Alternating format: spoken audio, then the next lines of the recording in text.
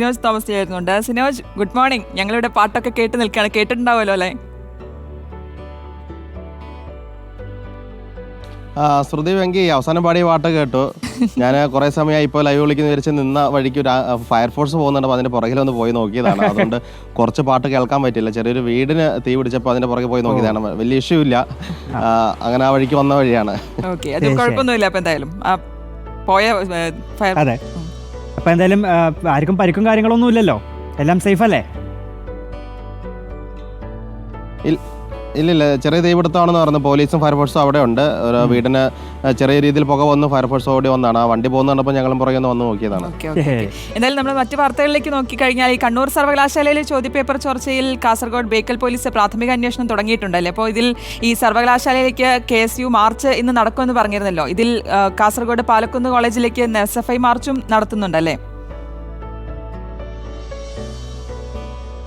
അതെ ശ്രുതി, അതായത് KSU SFI March നടത്തുന്നു. SFI കോളേജിലേക്ക് നടത്തുന്നു, KSU യൂണിവേഴ്സിറ്റിയിലേക്ക് നടത്തുന്നു. രണ്ട് വിദ്യാർത്ഥി സംഘടനകളും പ്രതിഷേധവുമായി രംഗത്തേക്ക് വന്നിട്ടുണ്ട്. അതായത് ബേക്കൽ പാലക്കുന്നിലുള്ള ഗ്രീൻവുഡ് ആർട്സ് ആൻഡ് സയൻസ് കോളേജിലെ BCA പരീക്ഷയുടെ അവസാന 6ാം സെമസ്റ്റർ പരീക്ഷയുടെ ഏറ്റവും അവസാനത്തെ പരീക്ഷാ ചോദ്യപേപ്പറാണ് ചോർന്നെന്ന് സംശയിക്കുന്നത്. രജിസ്ട്രാർ തന്നെയാണ് പോലീസിൽ പരാതി നൽകിയിരിക്കുന്നത്.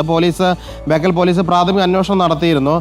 പ്രിൻസിപ്പലിനാണ് ചോദ്യപേപ്പർ ചുമതലയുള്ളത്. പ്രിൻസിപ്പൽ പറയുന്നത് താൻ പഠിപ്പിക്കുന്ന വിഷയമായിരുന്നു BCAയുടെ data mining and data warehousing എന്ന പേപ്പറിൻ്റെ പരീക്ഷയായിരുന്നു. അതുകൊണ്ട് വരാൻ സാധ്യതയുള്ള ചോദ്യങ്ങൾ വിദ്യാർത്ഥികൾക്ക് വാട്സപ്പിൽ പറഞ്ഞു നൽകി. അതിൽ ഏതാനും ചില ചോദ്യങ്ങൾ പരീക്ഷയ്ക്ക് ചോദിച്ചു എന്നത് യാഥാർത്ഥ്യമാണെന്നാണ് പറയുന്നത്. ഏതായാലും പരീക്ഷാ സ്ക്വാഡ് ഈ പരീക്ഷാ ഹാളിലെത്തി പരിശോധന നടത്തിയ സമയത്ത് ഒരു കുട്ടി ഇരുന്ന് കോപ്പി ഇടിക്കുന്നത് കണ്ടു. അങ്ങനെ ആ കുട്ടിയെ പിടിച്ച് ചോദ്യം ചെയ്തപ്പോഴാണ് അറിഞ്ഞത് അധ്യാപകൻ രാവിലെ വാട്സപ്പ് വഴി ചോദ്യങ്ങൾ നൽകിയിരുന്നു. അതുകൊണ്ട് ഷുവർ ക്വസ്റ്റൻ ആയതുകൊണ്ട് തന്നെ അത് കോപ്പി അടിക്കാൻ കൊണ്ടുവന്നതാണെന്ന് പറഞ്ഞു.